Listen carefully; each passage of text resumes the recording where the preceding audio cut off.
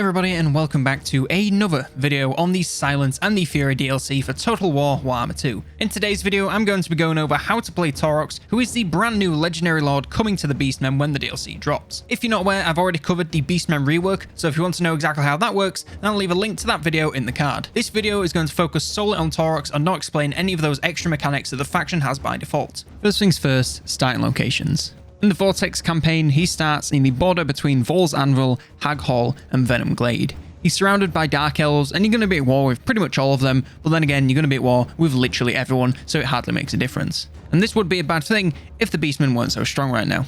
In Mortal Empires, he starts just to the east of the Plain of Spiders in the mountain pass on the far side of the map.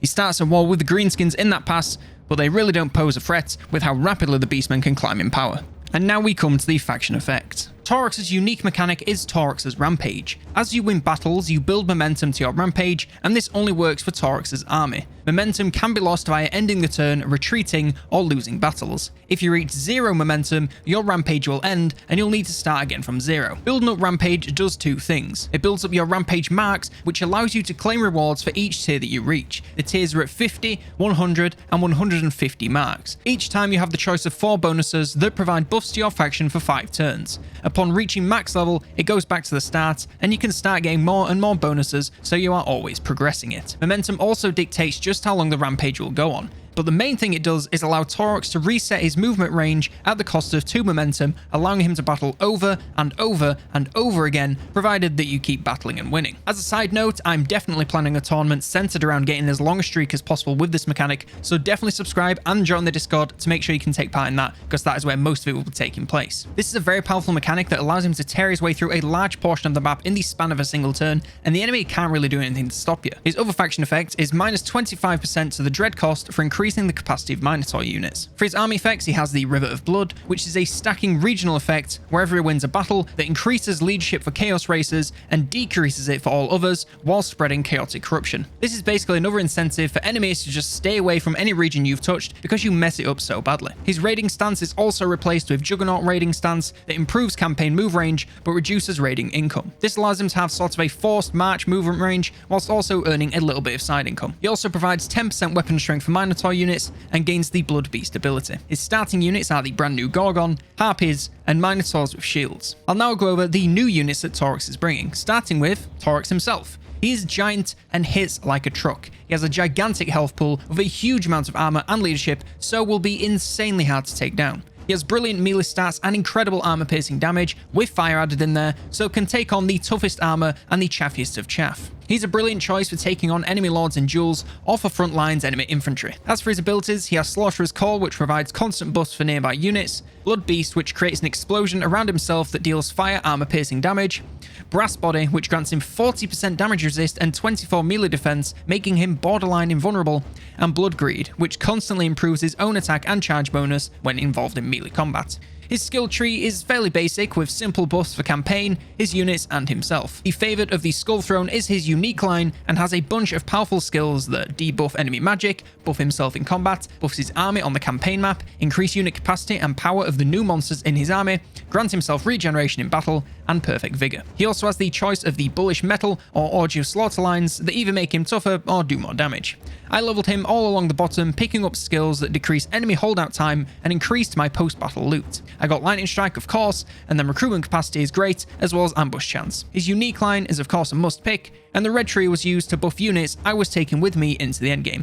Aside from that, it's just the odd top row buff. Taurox also eventually gains access to one legendary item, the Rune Tortured Axes, which grant him melee attack, weapon strength, magical attacks, and an augment ability. The Doombull is a brand new Lord type. He's basically a bigger Gorbel or a smaller Taurox that utilizes sharpened bracers rather than weapons to become a vicious brawler. Not quite as much HP and armor as Taurox, but still plenty, and brilliant melee stats and armor piercing damage with dazed imbued melee attacks that reduce enemy melee defense and speed. Another great choice for dueling or frontlines brawling. For his abilities, he has Slaughterer's Call, Deadly Onslaught, Barb Knuckle Boxing, which buffs themselves with melee stats massively, and Blood Greed. As for his skills, he is very similar to Taurox, in fact pretty much the same, just without his unique line and legendary items. Leveling him up pretty much the same, starting in the blue, whilst picking up any miscellaneous buffs you want along the way, and of course, grab Immortality as soon as you hit level 20. The Wargore is our brand new hero added in this DLC, and it is a single entity Bestigor. They have decent HP pool and pretty good toughness and range defense. They have decent melee stats and pretty good damage, and they make for a decent frontline support hero with combat abilities and buffs to nearby units. They can use the Tuskor or Razorgore chariots, which make them into powerful single entity charging units that you want to constantly keep on the move. For their abilities, they bring Will of the Dark Gods, which provides constant buffs to themselves and nearby units, and Deadly Onslaught. As for their skills, since you can assassinate, you can build them one of two ways. For the campaign map, Specialist, Assassinate, Damage Walls, Hinder Replenishment, Spread Corruption, Immortality. For battle, it's more interesting for sure. Replenish Troops because of course, one of the 4 choices below his yellow tree that offer buffs surrounding a certain playstyle. Yellow tree of course has the usual suspects for general combat buffs, a chariot mount of your choice if you're into that sort of thing,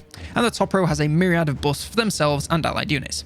And of course, Immortality as soon as possible. Now we get into the actual new units being added with the DLC, starting with the humble Tuskor chariots.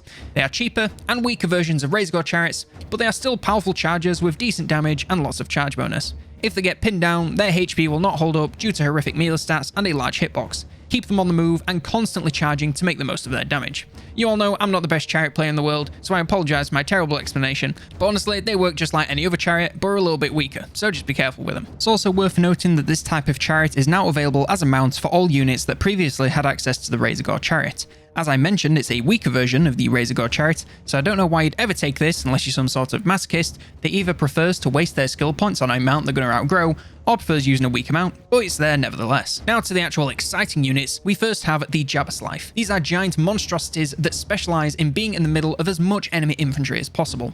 They have a gigantic health pool, but they need it with such a large hitbox. Needless to say, enemy ranged units are going to turn this guy into a pincushion. They do incredible amounts of damage with armor piercing, anti-infantry, and poison, so pretty much anything that's the size of a man or smaller stands no chance against them. They also come with a low cooldown vortex ability and an aura of madness that constantly damages enemies nearby. Throw this thing into the middle of either your front lines or the enemies and just watch it go to town and rack up a stupendous amount of kills. It's not so good in a one-on-one situation since it is really specialised in doing damage in a large area. If you've really got no other choice, it could do a decent job one-on-oneing some weaker monsters. However, if you want a true monster hunter, then look no further than the Gorgon. These are huge, giant creatures with 4 arms, each wielding spikes that tear large enemy targets to shreds. They have an incredibly large health pool and high leadership, so will stick around in combat for an extremely long time. They deal massive amounts of damage with a bonus versus large, making them into large target assassins. But if the enemy has none, don't be afraid to send them into some clumps, as their massive area of effect attacks will shred nearly anything. They also have a super high melee attack for a monster,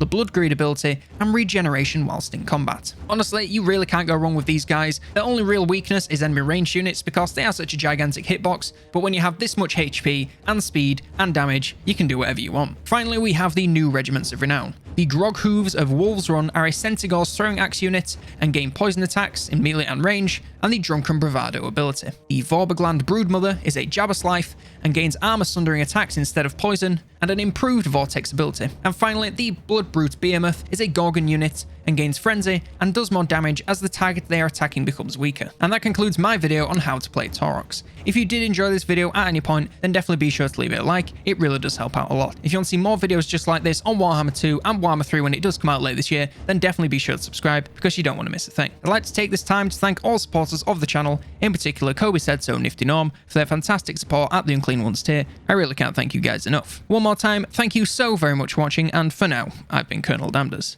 and I will see you next turn.